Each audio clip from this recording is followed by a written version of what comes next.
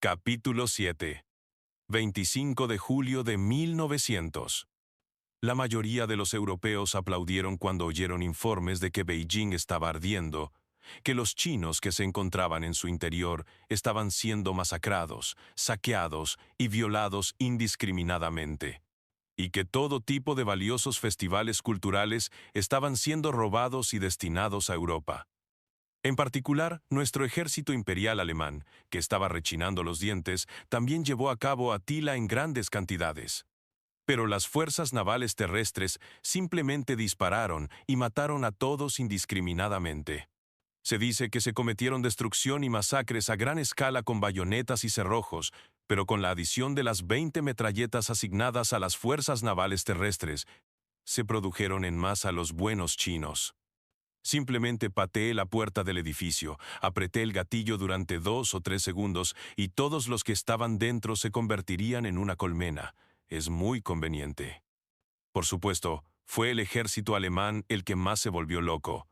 Y otros ejércitos europeos eran igualmente fuertes. Pero el ejército estadounidense todavía estaba bajo control, y el ejército japonés no pudo participar en el saqueo, porque todos estaban desanimados por el vergonzoso comportamiento de sus oficiales de alto rango en la batalla de Beikang.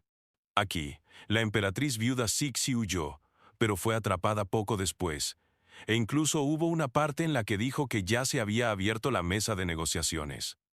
Cuando de repente aplaudí mientras leía un periódico matutino, Huberta, que había estado leyendo el periódico detrás de mí, se despertó temprano en la mañana y dijo que seguiría los pasos de su hermano.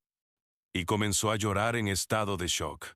Antes de eso, los empleados que se levantaban más temprano que nosotros y trabajaban por turnos aplaudían cuando leían el periódico y salió este artículo.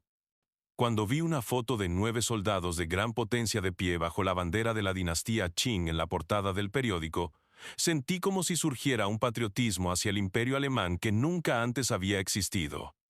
Por supuesto, aplaudí, pero mis aplausos tenían un enfoque ligeramente diferente.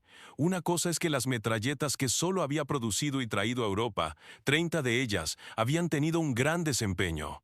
Luego pensé que dado que esta historia no cambiaría mucho con respecto a la historia que conocía, la información que tenía sería útil por un tiempo. Por último, era un anuncio escrito en voz baja al final del periódico. El párrafo que pedía donaciones o recaudación de fondos, escrito en un pobre alemán, tenía tantos nombres escritos que restaría importancia a la idea de que hoy habría más mendigos, como siempre. Wilbur Wright, Orville Wright. Era el nombre del primer ser humano que voló hacia el cielo. Sorprendentemente, la metralleta no atrajo tanta atención como habían pensado Otto von Spee y Erich Ludendorff. Los medios de comunicación elogiaron la valentía de los soldados alemanes que enfrentaron cargas de caballería sin temor a la muerte en lugar de las nuevas armas introducidas por el imperio alemán. Y solo elogiaron la valentía de los soldados que no temieron a la muerte en las batallas callejeras y las operaciones de rescate en Beijing que siguieron. Esto tuvo el efecto de que los soldados alemanes escondieran las extrañas armas en sus manos tanto como fuera posible, pero más que eso, fue porque los soldados que empuñaban bayonetas contra los boxers que cargaban contra ellos con sus espadas desenvainadas, parecían más valientes. Todavía no era una época en la que el racionalismo hubiera sido refinado por los fuegos de la Primera Guerra Mundial. Era una época en la que se valoraban la superioridad y la valentía machistas, pero aún quedaba un largo camino por recorrer antes de que la eficiencia emergiera como tema. La mayoría de los oficiales no prestaron atención a las nuevas armas traídas por los alemanes, hasta el punto de que los soldados japoneses que cargaban con espadas y bayonetas japonesas desenvainadas fueron elogiados como la encarnación de la valentía en lugar de los oficiales que aniquilaron por sí solos a un escuadrón con una metralleta. Algunos soldados franceses y japoneses que estaban despiertos prestaron atención a la ametralladora portadora. Pero incluso dentro del ejército alemán fue simplemente un caso de éxito porque las circunstancias eran las adecuadas. Se consideró que no había batallas de disparos a larga distancia y que las peleas a corta distancia a menudo tenían lugar debido a que los callejones eran tan estrechos que las armas largas eran molestas y los tipos locos con espadas corrían hacia ellos desde todas las direcciones. Lo que más les sorprendió fue el precio, que era casi 12 veces mayor que el de un Gewehr fusil típico, y el enorme consumo de munición. Como resultado del hecho de que esta arma fue hecha a medida para unos pocos soldados y oficiales ricos que querían lucirse, se le otorgó una prima. Pero este hecho no era importante para quienes analizaban el loco rendimiento de esta arma.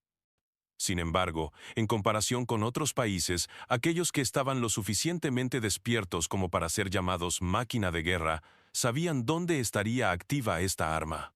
Un lugar donde no se realizan disparos a larga distancia, donde se producen con frecuencia combates cuerpo a cuerpo, donde es probable que las armas sean irritantes y donde el rendimiento es más importante que el valor del arma. Era la Guardia del Kaiser. Poco después, la empresa Mauser, que había estado vendiendo los planos encargados por unos 30 agentes con un margen de beneficio considerable, de repente se enteró de que funcionarios de alto rango no identificados querían producir a medida cientos más de los mismos planos. Incluso cuando se les pidió que la hicieran con el mejor rendimiento ya que mantendrían el mismo precio, Mauser dijo que no diseñarían una nueva arma en este momento, por lo que después de hacer muchos esfuerzos, hicieron una arma exactamente como se solicitó. Después de someterse a pruebas exhaustivas, se consideró que las armas y cargadores que se pasaron por alto eran perfectos, siempre y cuando tuvieran cuidado de no disparar accidentalmente, y se entregaron a la Guardia del Kaiser. Algún tiempo después, como parte de la declaración de rendición del Imperio Chino, el rey Sunqin fue llevado a Alemania, un país extranjero, y apuñalado frente al Kaiser. Tuvo que ver a los soldados que custodiaban al Kaiser sosteniendo armas extrañas. Por supuesto, había muchos rifles tradicionales, pero cuando descubrió que los soldados que custodiaban el bando del Kaiser empuñaban armas extrañas, se quedó perplejo, pero continuó golpeándose la cabeza. 12 de septiembre de 1900. Aunque todavía faltaba un largo camino para que mi padre regresara a casa, un nuevo semestre había comenzado. Me gradué de la escuela primaria y había opciones para ambas instituciones de educación universal de Europa Central. La maestra escribió una carta de recomendación para el gimnasium basándose tanto en el nombre de mi padre como en mis calificaciones, por lo que pude llamar a la puerta con confianza. Por supuesto, fui directamente al gimnasio como lo había decidido de antemano con mi padre, y tuve que ingresar al gimnasio tradicional y comenzar varios estudios. Me costó meterme el inglés en la cabeza, pero el latín era aún peor. Las cartas y los exámenes que llegaban a casa eran molestos y tenía dudas sobre por qué estaba estudiando de nuevo en la universidad. Pero mi vida en la escuela secundaria comenzó de todos modos. Debido a su ubicación, no había personas particularmente especiales en el gimnasio en sí, pero la mayoría eran hijos de soldados, y gracias a eso pude hacer muchos amigos. Un día, cuando mi objetivo era vivir en paz en lugar de ser el jefe de la pandilla, me llegó un paquete. No sé quién lo envió, pero había una cantidad considerable de marcas en el paquete. El señor Ludendorff cumplió su promesa. Después, mientras leía el periódico, cuando apareció una foto de la Guardia del Kaiser, noté algo familiar, así que eché un vistazo y me sorprendió ver que entre ellos había soldados con metralletas. Me sorprendió aún más la gran cantidad de ellos. Aún así, parecía estar usándolo bastante bien, así que dejé de prestar atención y pude concentrar toda mi atención en aprender el nuevo idioma mientras apretaba los dientes mientras hacía la tarea de latín que tenía que hacer hoy. Decidí simplemente darles a los hermanos Wright todos los puntos que obtuve con mi dinero gratis. Pensando que un donante anónimo de uno sería suficiente, les pedí que me enviaran dinero y no quedó nada por hacer excepto hacer la tarea. Maldita sea, incluso en el siglo XX había muchas malditas tareas, y más aún, había tanta tarea que era imposible completarla con una simple memorización. Con un profundo suspiro, miré el reloj que marcaba las 11 de la noche y, a pesar de toda mi frustración, comencé a meterme en la cabeza el diccionario de latín. Mediados de febrero de 1901.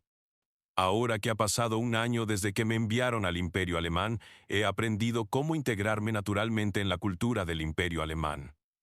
Me acostumbré más a que me llamaran por el nombre de Otto von Spee en lugar de por mi nombre original, y también adquirí la dignidad de un noble de alto rango del Imperio Alemán, un conde alemán, o Graf. Tiene casi el mismo estatus que un duque británico o duque. Posteriormente tuve un emotivo reencuentro con mi padre, quien regresó a su país de origen después de reprimir las actividades de la rebelión de los Boxers y regresó a mi vida diaria normal. Aproximadamente, esto fue alrededor de abril de 1901. Incluso cuando mi padre volvió a casa y yo seguí mirando con recelo el misterioso paquete de notas que me entregaban, seguí concentrándome en mi trabajo escolar. Para ser serio, no había nada que me detuviera excepto el latín, y las ciencias matemáticas, que se consideraban importantes después de Prusia, eran como un juego de niños para mí. Sobre todo, soy un estudiante internacional, y, aunque vine a los Estados Unidos para estudiar en el extranjero como refugio, en mi vida anterior fui estudiante de ciencias e ingeniería y planeaba ir al ejército después de completar mi carrera principal y lograr éxito. Para ser serio, iba a cometer seppuku si fallaba aquí o si mi graduación era interrumpida por cualquier otro motivo, pero no había manera de que cometiera seppuku. Después de superar exitosamente el primer grado con algunas advertencias sobre el latín, recibí una carta de los hermanos Wright expresando su sincero agradecimiento a su benefactor anónimo. La letra era torcida y no estaba familiarizado con el alemán, así que terminé escribiendo la carta en inglés. Pero la carta que cruzó el Océano Atlántico y llegó al buzón de mi casa en el puerto militar de Kiel estaba realmente llena de sinceridad. Gracias por donar una cantidad tan grande de dinero para nuestro sueño.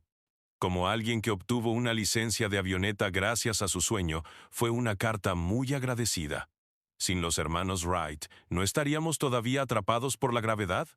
En silencio puse la carta en un marco y la exhibí en silencio en mi habitación, y todavía estaba trabajando duro en mi tarea ese día. Ahora que lo pienso, ¿sabían los hermanos Wright que los fondos que patrocinaron el desarrollo de su avión fueron pagados con sangre de chinos? Un borrador de la metralleta que había diseñado colgaba silenciosamente debajo del marco que contenía la carta, y el marco rediseñado por el verdadero diseñador, el Sr. Ilasra. Schmauser colgaba silenciosamente como un cuadro. «Ah, eres hermosa».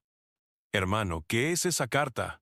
Huberta, que era un poco mimada, entraba a menudo a mi habitación y se acostaba o acosaba a mi hermano mayor, que estaba trabajando duro en su tarea.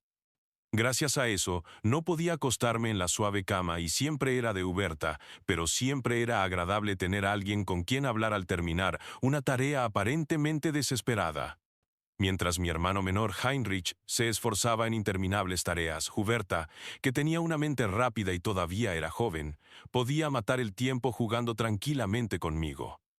Por supuesto, en el momento en que mi hermana entró en la habitación, sentí un tirón en la nuca. Estaba claro que la hermana de Otto sabía esto y lo hizo, así que solo suspiré e hice mi trabajo. Es solo una carta que recibí de un conocido. ¿Puedes respetar mi privacidad? Pero Heinrich sigue diciéndome que simplemente estudie porque no quiero fracasar. No quiero fracasar, por eso estoy estudiando así. Mi hermano, quien dominaba todas las demás materias con facilidad excepto el latín, más que nada, tenía algo de tiempo libre, así que hice algunos dibujos extraños en papel y me perdí en el tema. Como no veía ninguna manera de ganarle a mi hermana, saqué un poco de chocolate americano que había guardado como soborno por si acaso y se lo tiré a mi hermana. Solo después de levantar mi dedo medio hacia mi hermana, quien hábilmente lo agarró de la cama de mi hermano, pude terminar la tarea cómodamente. El mundo era tan pacífico que nadie hubiera creído que estallaría una guerra mundial 13 años después.